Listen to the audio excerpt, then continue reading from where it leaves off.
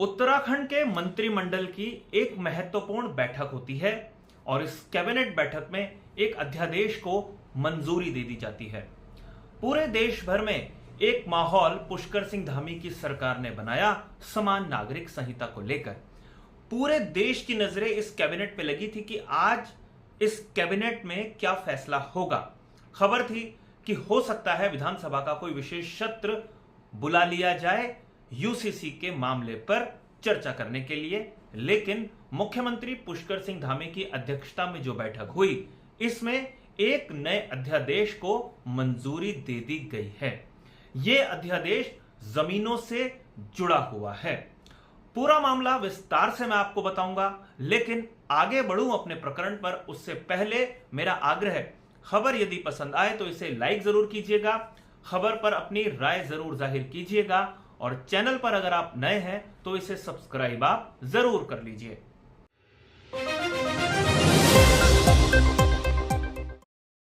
नमस्कार, मैं हूं मनमोहन भट्ट। उत्तराखंड के मुख्यमंत्री पुष्कर सिंह धामी एक ऐसे मामले को लेकर लगातार सुर्खियां बटोर रहे थे जिसमें जमीनों पर अवैध कब्जा लोगों ने किया हुआ था। मजारों का नंबर सबसे पहले आया और मजारें उजाड़ने की कोशिश राज्य सरकार ने, या कह लीजिए सबसे पहले वन विभाग ने की। उसके बाद राज्य सरकार के जो आला अधिकारी थे उन्होंने भी एक महत्वपूर्ण बैठक की और तमाम दस्तावेजों को खंगालने के बाद यह तय किया कि सरकारी भूमि अतिक्रमण से मुक्त करने की दिशा में काम करने की अब जरूरत है। तो जो अध्यादेश आज लाया गया है इसकी रूपरेखा लगभग 2 महीने पहले बन चुकी थी, जब डॉक्टर एस.एस. संधू यानी मुख्य सचिव की अध्यक्षता में एक बैठक देहरादून के सचिवालय में हुई थी। इस बैठक में यह तो स्पष्ट रूप से पता चल चुका था कि लगभग 2000 से ज्यादा अतिक्रमणों पर कार्रवाई हुई है और आश्चर्य इस बात का है कि सरकार की नाक के नीचे ही अतिक्रमण हो रहे थे। यानी देहरादून में सबसे ज्यादा अतिक्रमण पाए गए। अगर नंबर की मैं बात बताऊं तो 450 से ज्यादा अतिक्रमण देहरादून में पाए गए थे। उसके बाद अफसरों की नींद टूटी और फैसला किया गया कि एक डिजिटल बैंक राज्य सरकार तैयार करेगी और डिजिटल बैंक पर जो नजर होगी वो सैटेलाइट के जरिए रखी जाएगी। जीपीएस जीआईएस कोऑर्डिनेट्स जो होते हैं उसके जरिए पूरा बैंक तैयार किया जाएगा और हर 2 महीने में इस रिकॉर्ड को अपडेट किया जाएगा और अगर कहीं पर अतिक्रमण होता हुआ नजर आया तो संबंधित क्षेत्र के जो अधिकारी होंगे उनकी जिम्मेदारी तय की जाएगी। अब इस लैंड बैंक में जो राजस्व विभाग है और आईटीडी है, ये दोनों राज्य सरकार की एजेंसियां हैं, मिलकर काम करेंगी। तो ये बैकग्राउंडर था जो अध्यादेश आज लाया गया है। अध्यादेश बहुत महत्वपूर्ण है क्योंकि इस अध्यादेश के जरिए एक कब्जे करने वाले लोगों पर खास तौर पर नजर रखी जाएगी।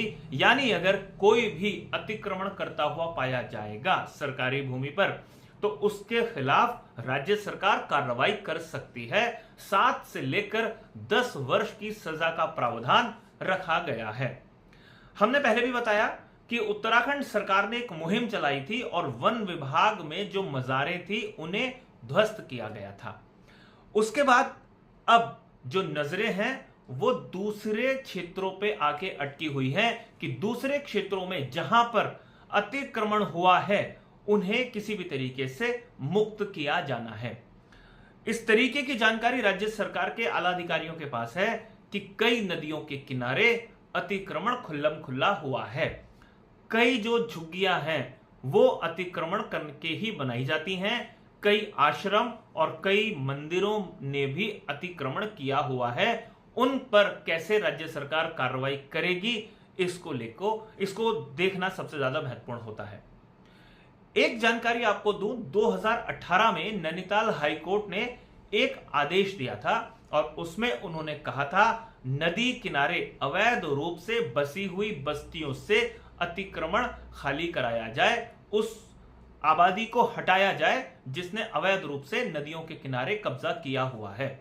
और जहां तक मुझे याद आता है जून का महीना था, मतलब जून 2018 की बात है। उसके बाद मानसून के आने की कहानी शुरू होती है, दस्तक मानसून दे रहा होता है उस समय उत्तराखंड में। और उस समय के मुख्यमंत्री त्रिवेंद्र सिंह रावत हुआ करते थे। उन्होंने एक अध्यादेश लाकर उन अवैध बस्तियों पर कोई कार्रवाई नहीं करने की दिशा में कदम आगे बढ़ाया था। लेकिन उसके बाद पूरे शहर भर में अतिक्रमण हटाओ अभियान चलाया गया था, न सिर्फ देहरादून में बल्कि प्रदेश के अलग अलग हिस्सों में। लेकिन जिन्होंने वास्तव में नदियों के किनारे अतिक्रमण किया हुआ था, उन पर कोई कार्रवाई तत्कालीन राज्य सरकार ने नहीं की थी।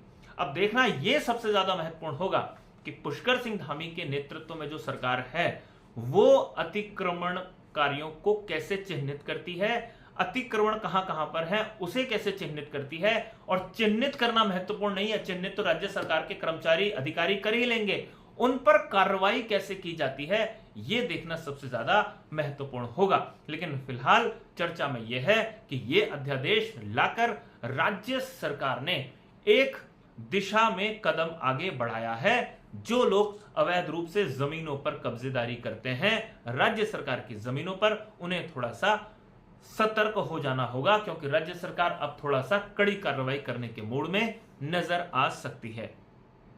साथियों, अभी के लिए फिलहाल इतना ही। अगली रिपोर्ट में आपसे फिर मुलाकात होगी, तब तक इजाजत दीजिए। नमस्कार।